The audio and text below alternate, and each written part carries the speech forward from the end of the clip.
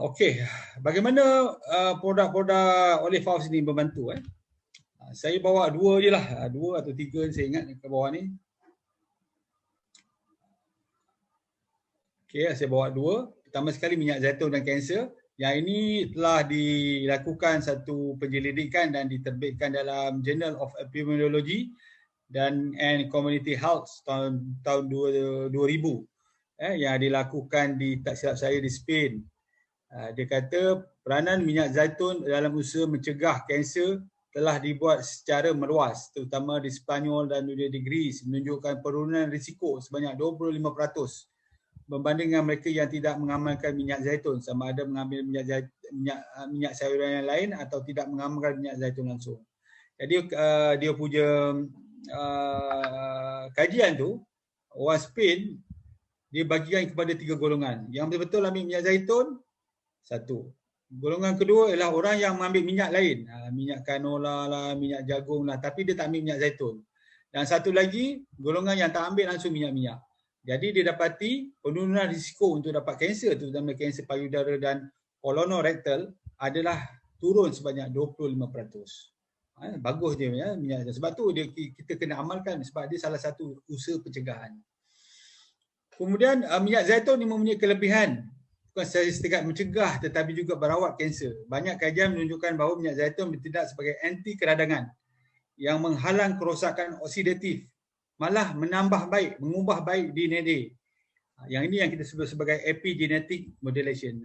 Kalau tuan-tuan ingat lagi tadi saya cakap, dalam tubuh kita ada genetik yang mana yang menjaga, yang mengawal daripada menghasilkan tumor. Itu yang pertama. Yang kedua, satu gen lagi yang merepair DNA yang telah rosak. Jadi minyak zaitun ni dia mempunyai anti-inflammatory yang sangat tinggi, antioksidan. Yang mana dia boleh, yang tadi sepatutnya dia off untuk jadi kanser, dia kekal off. Kalau kita sebagai contoh, kita makan banyak makanan yang tidak berkhasiat, contoh dia akan jadi on. Jadi dia akan menggalakkan pembentukan kanser ataupun tumor. Tetapi minyak zaitun ni sebab dia antioksidan yang menghalang tindak balas oksidatif, dia akan menyebabkan gen ini sentiasa off-kan perubahan untuk menjadi kanser. Itu yang kita sebut sebagai mencegah. Dan juga merawat kanser. Maksudnya kalau yang dah ada, dia pun merawat genetik yang telah rosak ni. Itu pentingnya. Jadi sebab tu kalau banyak kajian menunjukkan bahawa bukan saja sel kanser ni dia cepat mati, tetapi dia juga tidak merebak dengan cepat. Itu yang bagusnya, itu yang kita nak. Dalam rawatan kanser ni, kena ingat sekali, kita hendaklah mencari satu bahan atau ubat yang merencatkan perkembangan sel kanser dengan terlalu cepat, pertama. Yang kedua, kita menghalang mereka pergi ke tempat lain.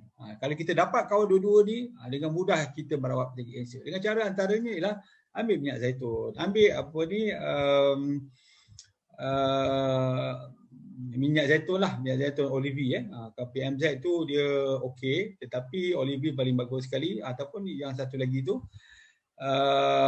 power up, OPU, Olive power up. Yang itu memang kena ambil lah. Kalau kanser tu bukan satu sudu kecil tu, dia kena 2 sudu besar.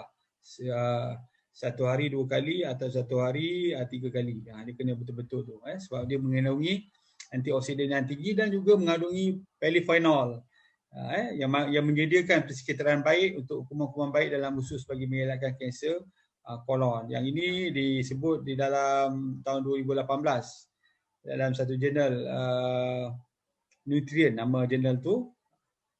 Dia punya tajuk kajian dia atau penulisannya ialah Olive Oil Effect on Colorectal Cancer. Sangat bagus untuk orang yang ada risiko ni.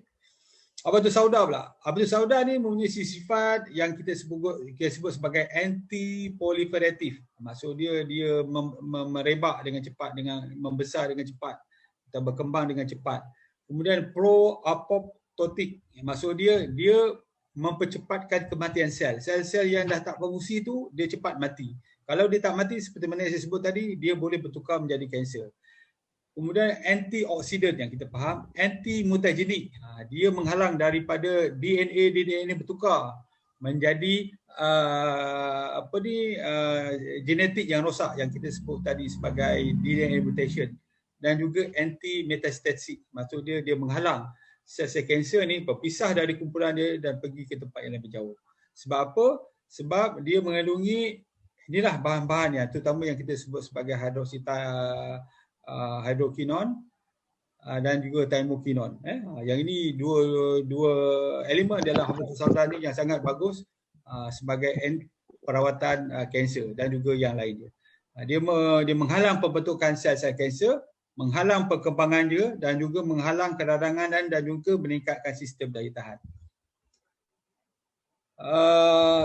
Habatus sauda juga yang saya sebut tadi yang bersifat anti kanser ni sebab dia ada thymoquinone TQ dan juga dia ada satu lagi sebatian anti kanser yang kita kenali sebagai stigmasterol, sejenis natural phytosterol atau kolesterol yang baik dalam tumbuhan yang menghalang kanser payudara terutamanya melalui kedua-dua reseptor ER dan HER2 yang ia berkesan berbanding dengan TQ.